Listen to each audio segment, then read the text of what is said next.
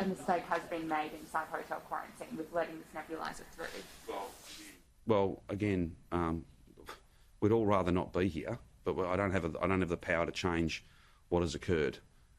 All I can do is to respond to the advice that I am provided. Those machines are not allowed. That was clearly communicated. But if you're really inviting me to have a crack at a bloke who is on a machine to breathe at the moment in an ICU, I'm just not doing that. I'm just not doing that. Quarantine or the way it's been run. I don't accept that at all. You're not allowed to have them. You shouldn't be using them. There's an interview where that's clearly communicated. It's happened.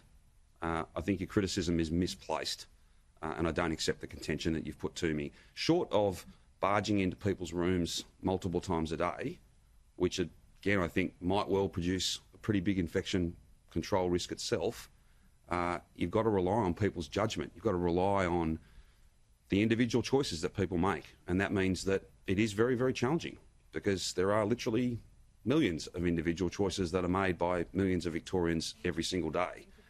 I'm not accusing you of attacking the person, but where your question leads me to, I could do that. I'm not going to do that. I just don't think that's fair.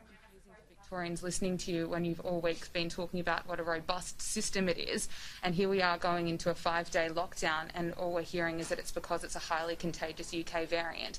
I'm not doubting that it's, of course it's infectious, but surely we're here as well because there's been mistakes made in the way the hotel quarantine program's been run.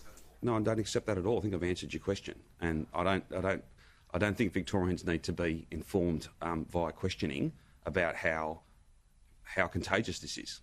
This is wildly infectious. I've got advice. This is not something I cooked up last night. This is advice that's been provided, and it is my practice, always has been and always will be, to follow that advice. But what I won't do is necessarily, I think, in trying to defend myself against what I think is an unfair and inaccurate criticism from you, find myself attacking a person who's in ICU at the moment.